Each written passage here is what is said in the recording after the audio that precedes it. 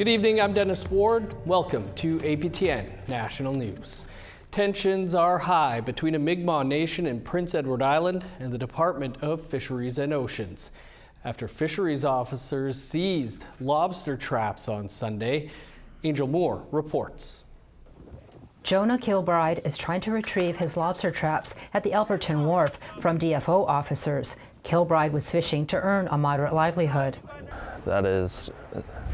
Those have been seized for illegal fishing. It is not illegal fishing. We have the right to fish. Kilbride said he was arrested for obstruction, and this video shows a fisheries officer reading Kilbride his rights. They told me I was under arrest for obstruction of evidence involved in an investigation. Although there shouldn't be an investigation. They're stealing from us. If anybody should be investigated, it's them. Fisheries officers seized 300 treaty traps on Sunday. The traps have since been replaced by the band. Chief Darlene Bernard says DFO's actions are illegal. She is demanding the traps are returned and is preparing to take the Department of Fisheries to court. We're being harmed by DFO here. When we were going about our business like we did last year, and nothing was changing. So I don't know why they think that they can just bully us and think that they can take illegal action against this First Nation. They picked the wrong one. I'm not going to be bullied by DFO. Bernard says she will help any fisherman who is charged. Okay, well, we'll be defending those charges for sure. Yeah. So I am behind the fishermen 100%. They're out there under our direction, so we will certainly support them in any of those charges, and we'll defend them in court. Lennox Island launched their own management plan without incident 4 years ago. Last year, the band issued 1,500 traps, but this year, DFO limited the number of traps to 1,000. Bernard says the treaty fishery is not subject to DFO's rules. DFO sends a letter saying that here we're only going to authorize 1,000 traps, and again I said fine, you can write whatever document you want. It's got really nothing to do with us. We gave you our documents because this is a self-regulated treaty protected fishery. You don't get to negotiate this, you don't get to control this. Bernard hopes to rebuild the relationship with the Department of Fisheries, but will continue to protect the community. Well, we're always going to treaty fish now. Those 15 traps are not going anywhere. They're going to stay there. That's our symbolic little treaty protected fishery. DFO did not respond to an interview request by deadline. Angel Moore, APTN National News, Lennox Island, Mi'kmaq Nation. Controversial legislation in Ontario is now at the committee stage in Queen's Park. Indigenous, environmental and mining leaders appeared before the Provincial Committee on the Interior. The proposed Bill 5 would fast-track mining projects, particularly in the mineral-rich area called the Ring of Fire in Northern Ontario. Annette Francis has the latest. Before the meeting began, NDP MP Saul Mamakwa put forth a motion that some committee meetings be moved to Thunder Bay to give northern communities an opportunity to voice their concerns on Bill 5, but it was quickly voted down. It's lost. Ontario's Minister of Energy and Mines, Stephen Lecce, then opened the meeting, saying how Bill 5 will benefit the economy and Ontario's workforce. Mamakwa questioned the minister of his knowledge of a northern treaty. Treaty 9 is the only treaty with Ontario's signature on it. Can you explain in detail what Treaty 9 means to Ontario, particularly in your role as a Minister of Energy and Mines? I'd like to ask the Minister Rickford to respond. I would have liked to hear your perspective as a Minister of Mines and Energy. What I've mentioned to my colleague is that we will fully respect the treaties, fully respect the Constitution, and so much so, in addition to the codification of that principle in the law that we're proposing, the proposed legislation before the House, we are strengthening it in the preamble. Anishinaabe ASCII Grand Chief Alvin Fiddler says Bill 5 is flawed. He said it's an insult and a direct attack on their treaty. To respectfully engage our nations especially when it comes to our territory and the richness of the resources that we have in our territory, our water, our trees, our minerals. We have the second largest carbon sink in the world in our territory. And so if you're serious about engaging us, you need to pause what you're doing right now and make space for our people to effectively engage in this process. Grand Chief Fiddler said he's written a letter inviting Premier Ford to meet with the Anishinaabe Nation in Toronto, but received no response. He said that sends a signal the province will ignore their nations. The committee will continue its study of Bill 5 on Monday. Annette Francis, APTN National News, Toronto. A new regional hospital in Canora is set to move into its second phase of advanced planning, thanks to a $50 million investment by the Government of Ontario. Ojima Wabitung, Canora Chiefs Advisory, or KCA, and Lake of the Woods District Hospital are working in partnership to create the new hospital's governance and operational model. Canora and its surrounding area has a large First Nations population. The hospital will be built on land purchased by KCA in January. The hospital partners hope the facility will be up and running in 6 to 8 years. With more financial investment expected to come from the province, it will feature 81 beds, all private with their own bathrooms, and hopes to become a center of excellence in the province with expanded mental health and addiction services. Addressing historical shortcomings of the current hospital, it will also have a robust Indigenous patient relations department. Indigenous patients specifically wanted to see their own people helping guide them throughout things. So patient navigation, translation services, elders who can help support them, linkages to traditional ceremonies, traditional medicines in the hospital themselves. So, we've planned for a department of 22 people to support Indigenous patients. To Winnipeg now, where police say they are investigating a suspicious death after a body was found near an industrial park. Police have released few details, but said earlier this morning the WPS received information regarding a body found at a recycling depot near a St. Boniface industrial park.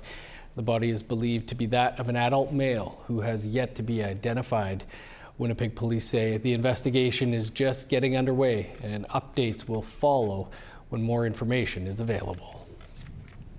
Still to come, our Truth and Politics panel will be here to weigh in on some of the happenings this week in Ottawa. Stick around.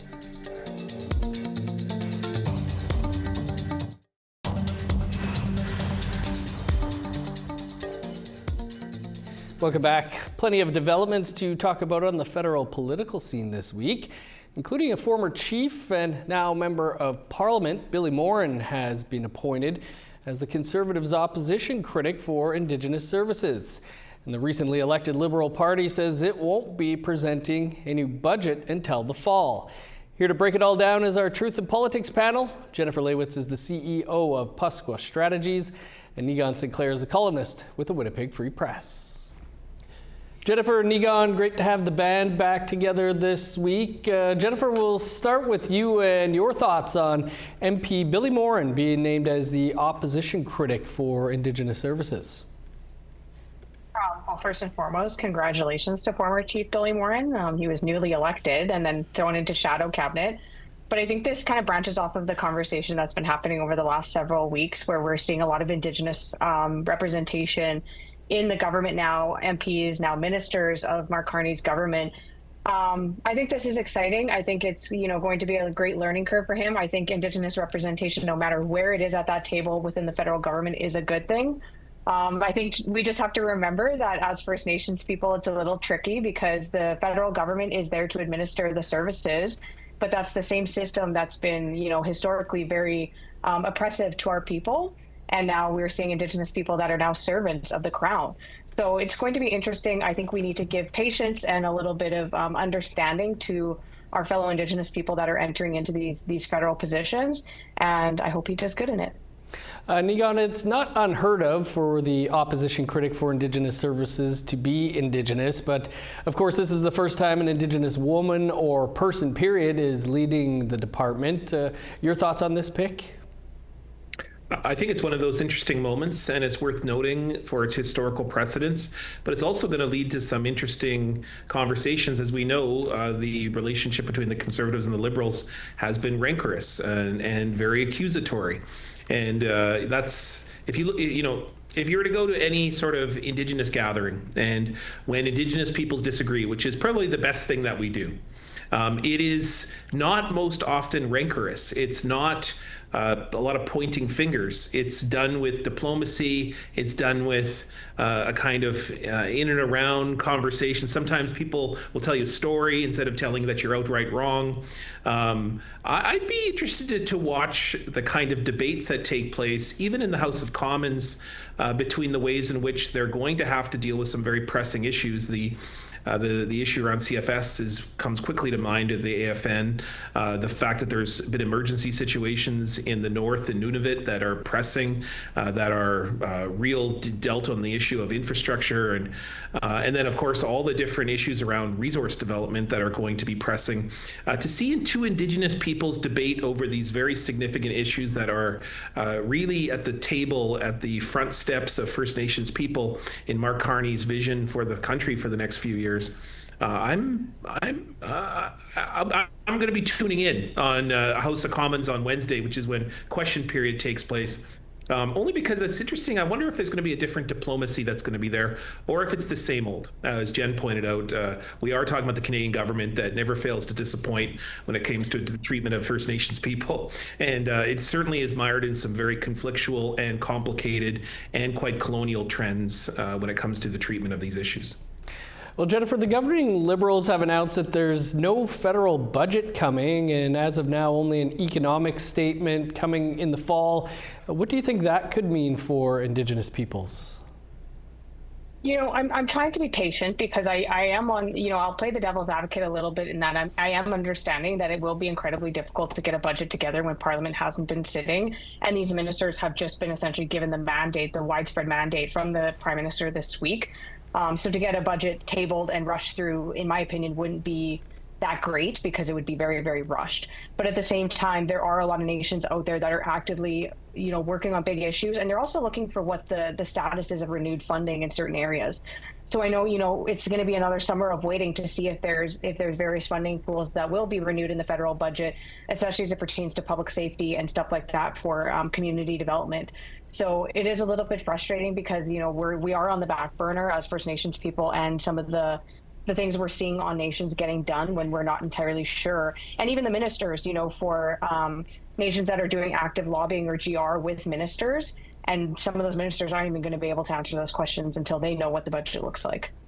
Niigaan, as mentioned, there's already uncertainty around services like Jordan's Principle, the future of child welfare, among many other things. Do you think there will be an impact on those and others with no budget forthcoming? Well, the promise was during the election campaign that the Jordan's Principle funding, the existing funding applications that are already in would be included. The ones that are already approved would be funded. So perhaps less so when it comes to worrying really about the pressing issue of Jordan's Principle. What happens a year from now, that's a completely different conversation. Okay, so let's just think about what's just happened in the past few days alone, this week. Mark Carney can have all the agenda that he wants. He can come up with ideas in housing, infrastructure, resource development, build, baby, build, which we've talked about many times in this panel.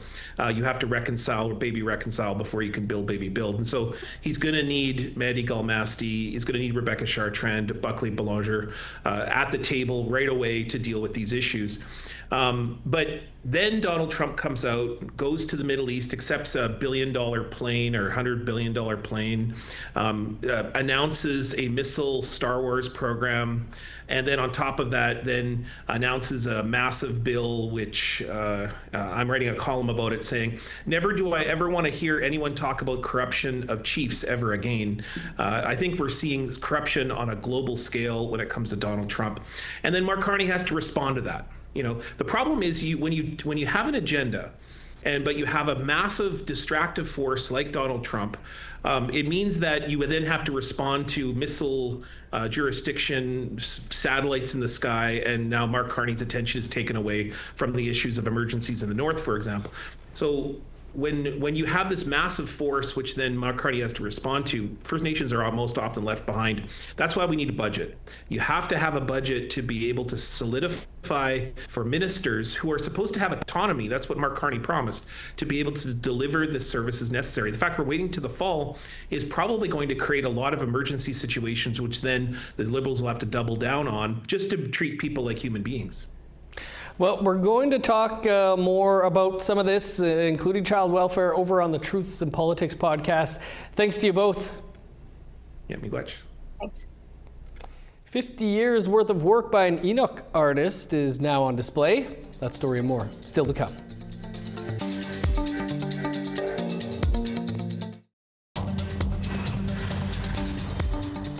Welcome back. Time now for our photo of the day.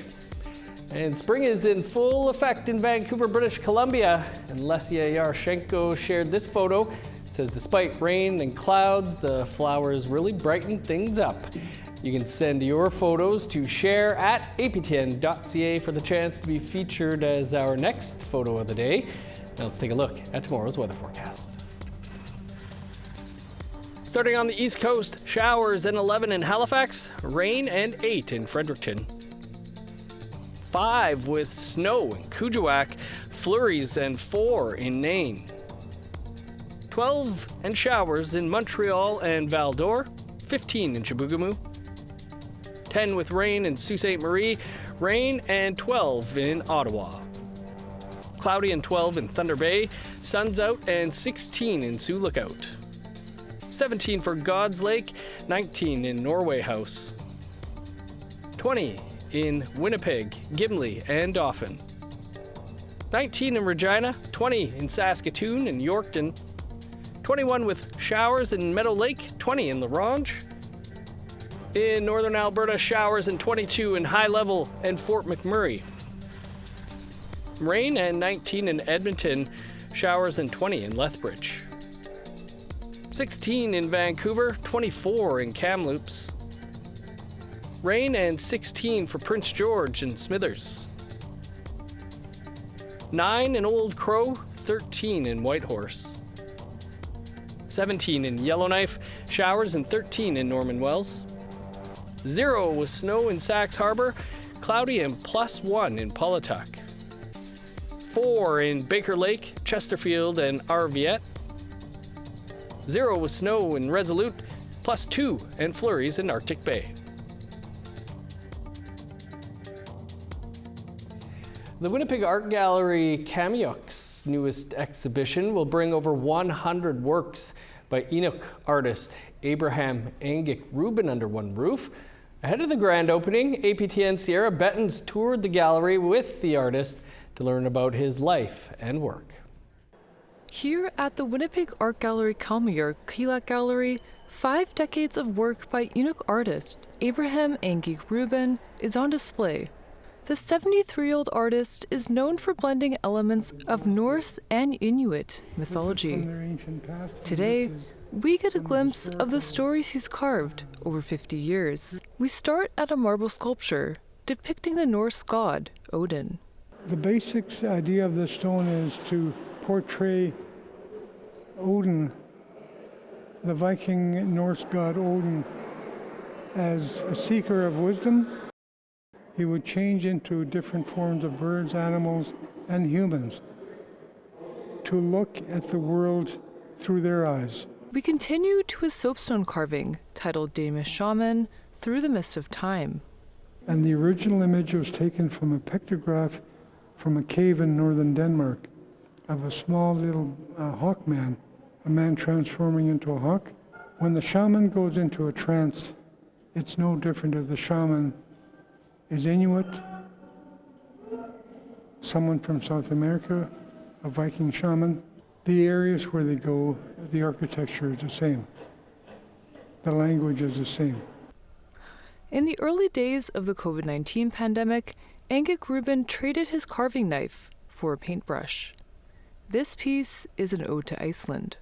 I decided that a song for Iceland would be appropriate to celebrate their cultural achievements, artistic achievements, and they were able to survive against all odds. At 8 years old, Angik Rubin was sent to a residential school for 11 years, losing his culture, language, and community ties. Here, a trio of sculptures tell stories of displacement and disconnection in the north. You have a mother holding a young child who's screaming. He's being sent off to residential school.